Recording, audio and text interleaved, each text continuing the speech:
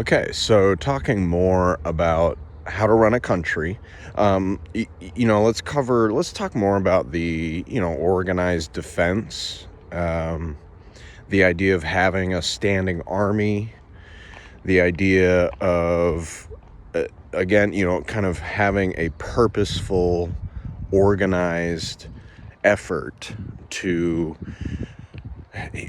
develop a system of defense, national defense. I mean, again, you can talk about villages 10,000 years ago and then just kind of draw the exponential growth into what we have today.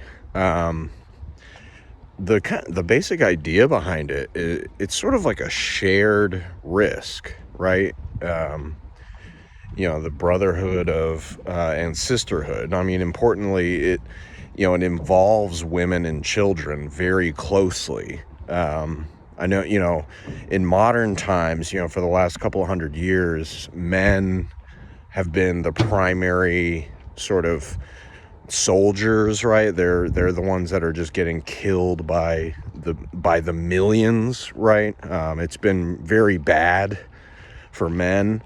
Obviously, a lot of bad stuff is happening to women as well, but just in terms of like organizing that national defense,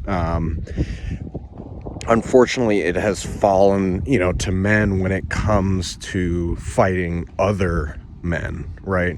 When you're invaded by a foreign nation. So the issue that arises, let's kind of start again, like sort of 10,000 years ago. Any kind of disaster or any kind of catastrophe, anytime there's just sort of a concerted issue that is presented towards a nation, towards a village, towards a budding civilization, you need an organized response to it. And having it already available, already having something ready to go that can immediately respond to these kinds of issues is sort of an anthropological filter in a way, so the civilizations that develop those resources, they organize ways to, for example, putting out fires, being able to put out fires. I mean, being able to deal with even domestic, internal law enforcement. All of these things evolve into sort of that idea of having a standing army, or just kind of a standing number of, obviously mainly men, just kind of a physically strong group, but not exclusive to men, who can, respond to these issues. But unfortunately, as we know, we have, I don't know, humans, the apes, we're these evolved apes. We have this strange, when you kind of think about it, it's kind of strange, this tendency to attack each other, right? We have different languages, different cultures. Like, you literally have people that are completely air-gapped from each other, right? So the idea of, I mean, we can just use some famous examples, the American Indians on the American continent, who really, they had no idea that these other people existed. Or the idea of like China, kind of finally opening up to like a European civilization, like, very early in history. And just these ideas of these already established and organized civilizations meeting each other for the first time. And I mean, it's covered in pop culture, it's covered in movies and books and stuff all the time, but the idea that, it's always the weaker civilization that just gets almost completely wiped out. And that just sucks.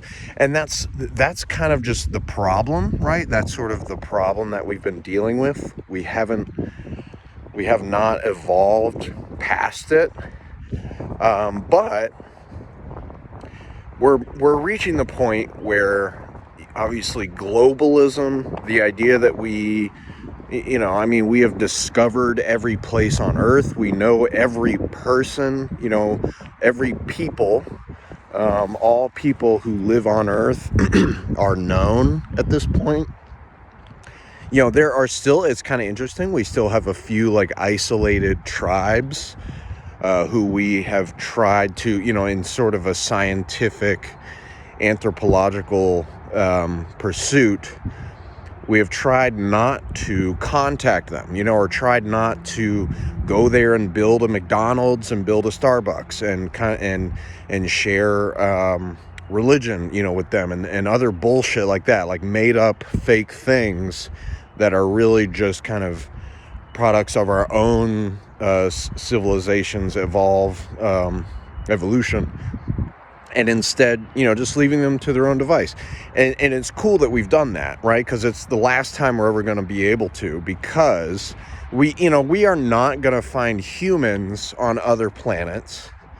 There are no humans living on Mars. There's nobody, you know, there's no humans living in other solar systems. That's definitely not a thing.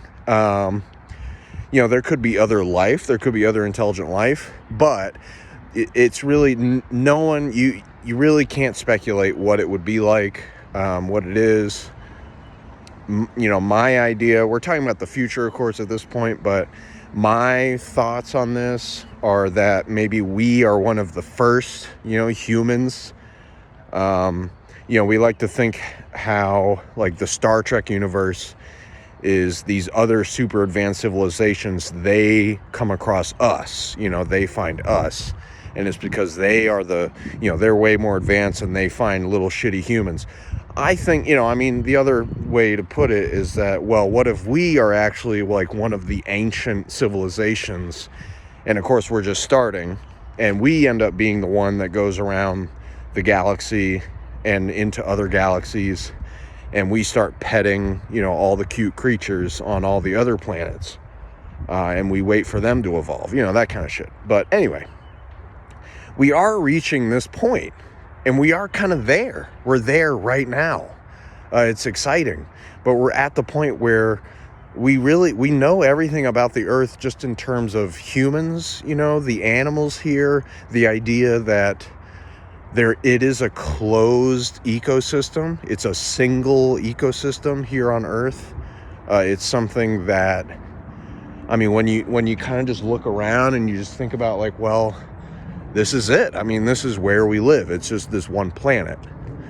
And so, you know, the organized defense, I mean, what are we defending against? Like what's up there? I mean, you know, we have this organized defense and we have fucking nuclear weapons. I mean, the nuclear weapon thing, I'm going to, you know, I'll do a whole nother video on just nuclear weapons, but really, what are we defending against? There's really no need anymore for war, you know, for wartime defense anywhere in the globe. Obviously, the only reason that there is stuff like this is because, you know, we have people like Osama bin Laden. So Osama bin Laden is fascinating because, you know, he's obviously intelligent. He was, you know, he's dead as fuck. You know, good riddance, but he, you know, he's obviously intelligent. He can study, he can read.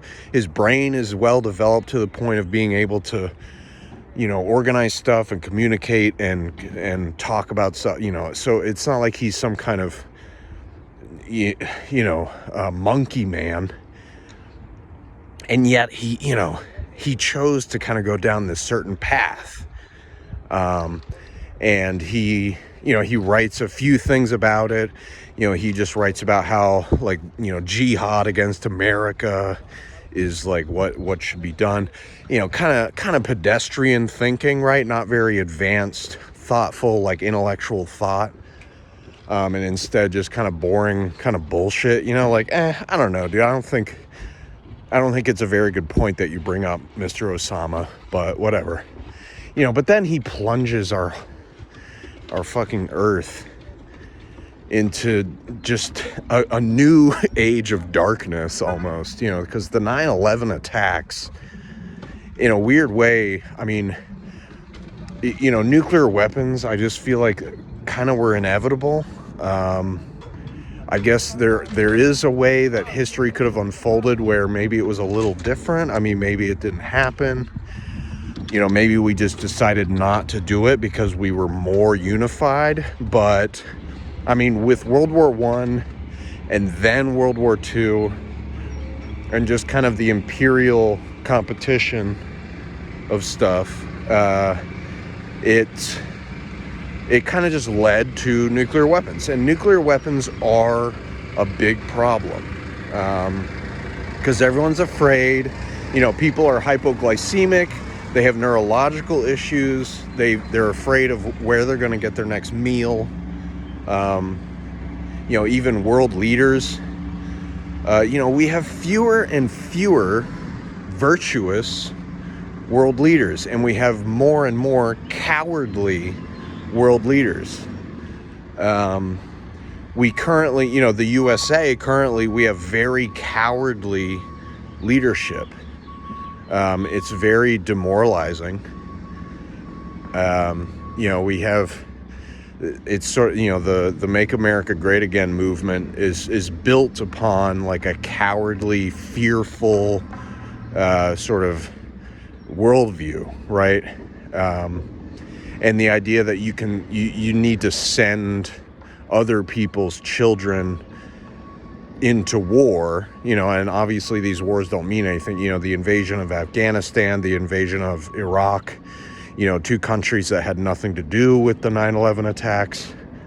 Osama bin Laden is a Saudi Arabian, and they trained in Pakistan, and the other guys were from like different countries. Anyway, so it's just like we've reached the point of like very cowardly leadership, and it breeds cowardice. It breeds sort of a fearful second level subservient. You could say beta, right? I don't know. We like to use the word beta, but we're kind of, that's sort of what we're breeding now in America, and it used to be like kind of the opposite of that. And I will say, personally, of course, all of this is my personal opinion. You have to take it with whatever your kind of spice of choice is, maybe a little grain of salt, whatever it is.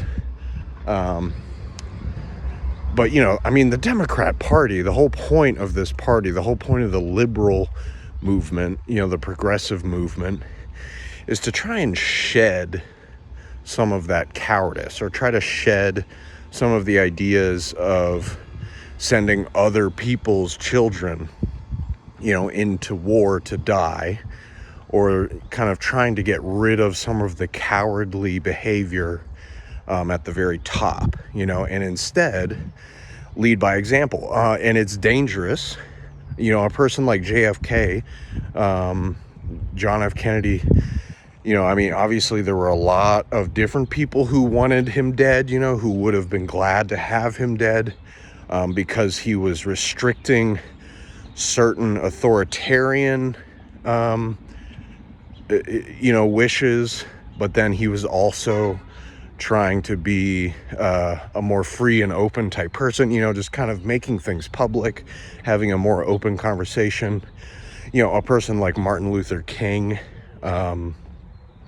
just kind of these kinds of virtuous leaders who lead at the front, they end up getting shot and killed. It's weird. It is kind of crazy. So when it comes to that organized defense, right? Let's go back to the idea of that organized defense. I think the whole point to that is that you can't be afraid to die. Don't be afraid of death. Don't be afraid of dismemberment. Try to separate yourself from your own ego in that way. Because we need more leaders. And it could be you, it could be me. It's all people, right? It's like everybody. You might think, oh, I'm not a great leader. I'm just a guy. But it's like, well, the whole point, I think, of building like a great country is, to have everyone, every voter, Even the non-citizens, everyone in the country should be informed. Everyone should be having these conversations, and they should feel empowered to not be a fucking coward, right? Don't act cowardly. I know we want to, we want to protect our children. The children are precious, and they are vulnerable, and we want to protect our children. That's a powerful influence, of course.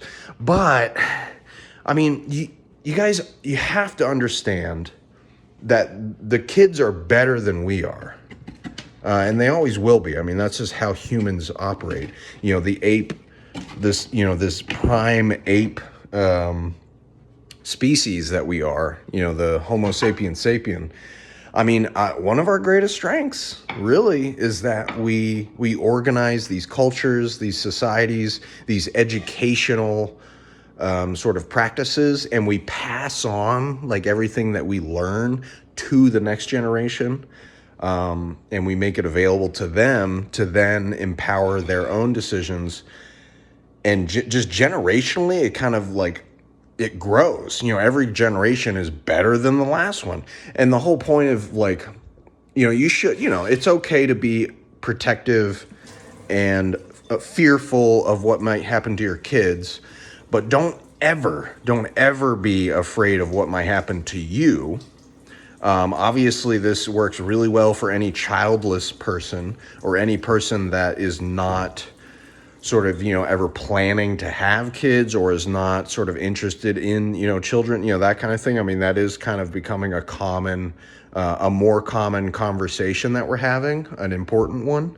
And, if you fall into that category, it's like, definitely just remember, I mean, just really try not to be afraid of getting killed or having, your body like tortured.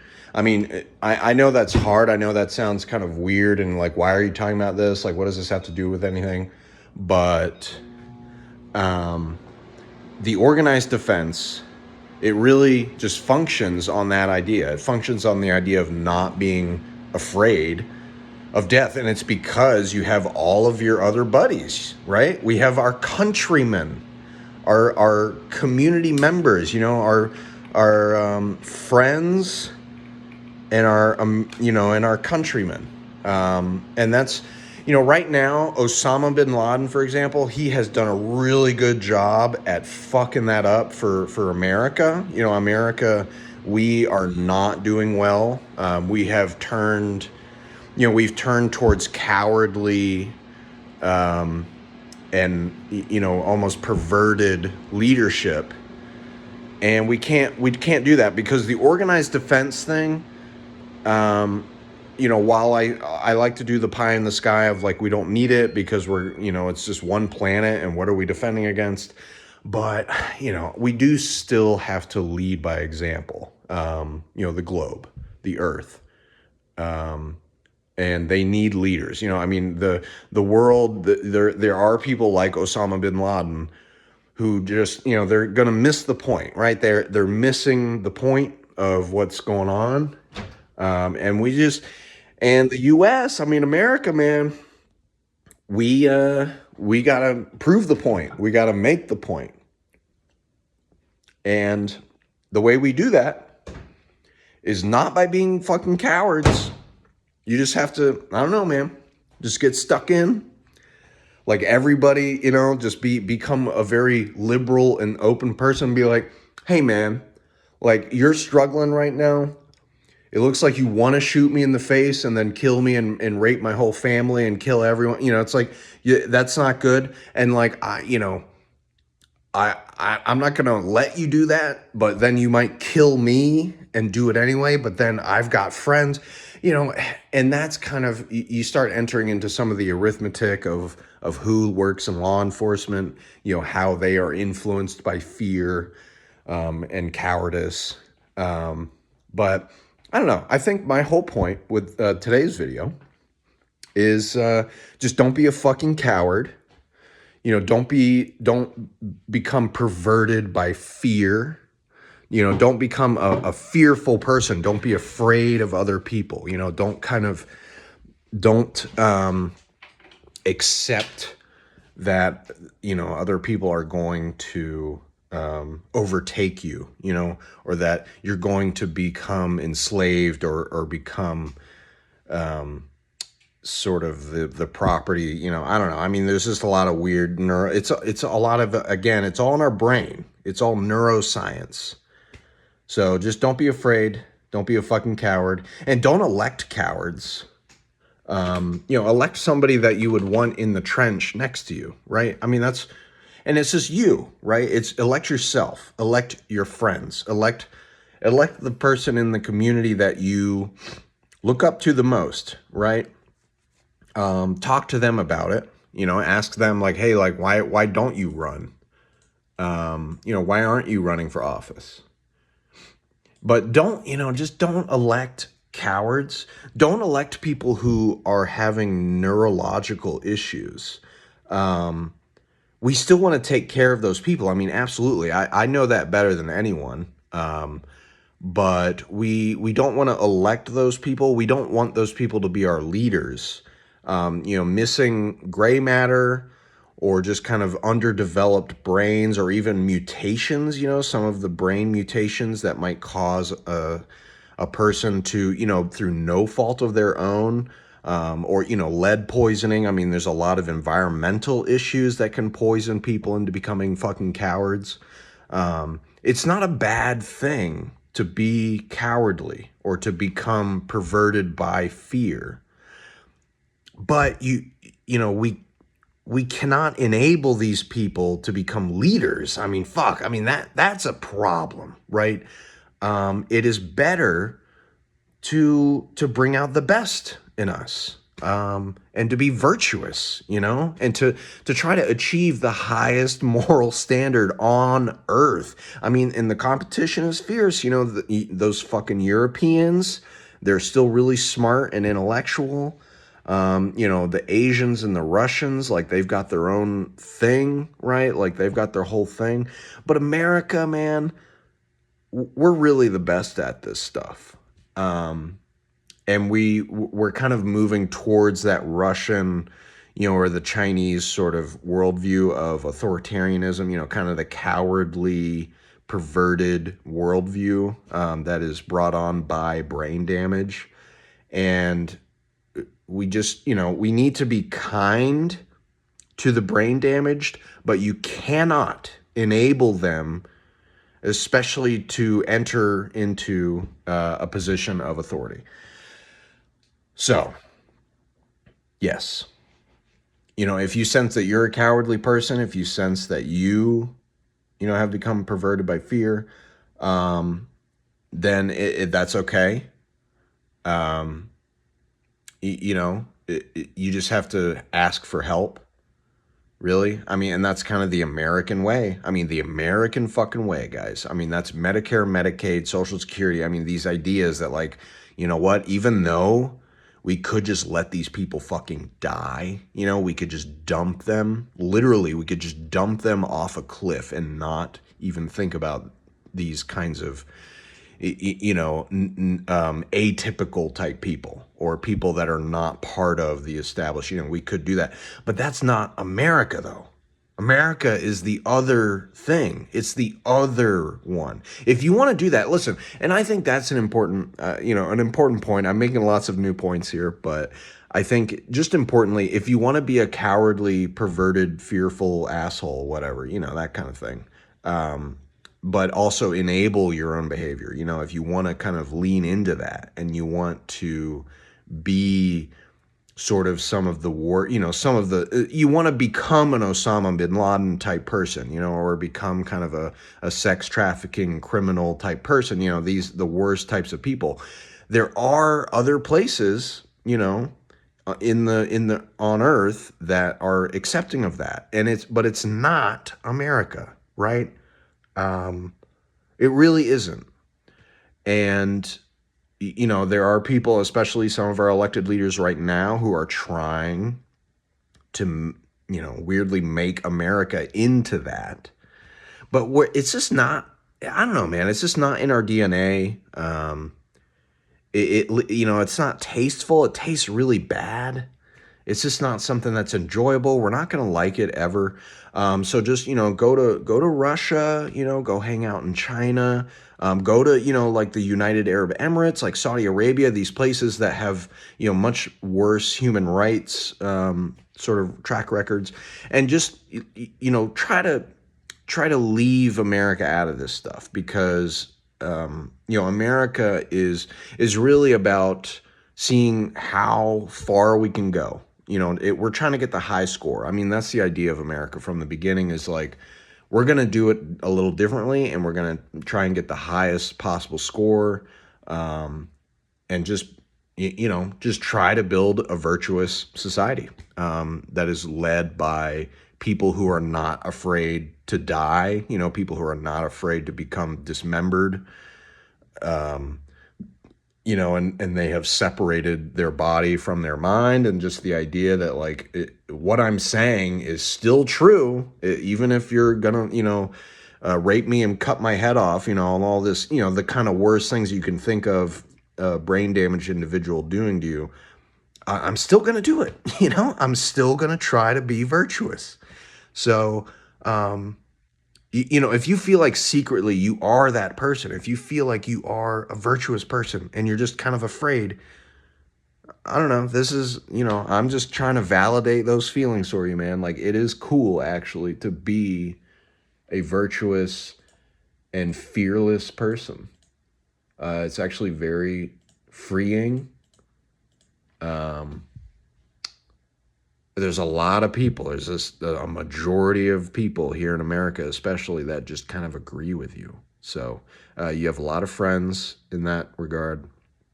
And we'll talk more about this stuff. The organized defense. We do have to, the organized defense is important, guys. So that was kind of why I spoke about a lot of this today. So don't be a coward, act with virtue. And, if you are like one of those brain damaged individuals for whatever reason, it's okay, but just be cool, and just take the time you need, like ask for help, be thoughtful, be introspective, because there is a path to becoming a virtuous and fearless person, right? So it's okay, and it can work. It can work. There is a path. So don't fucking lose hope. I'll catch you guys later. Bye-bye.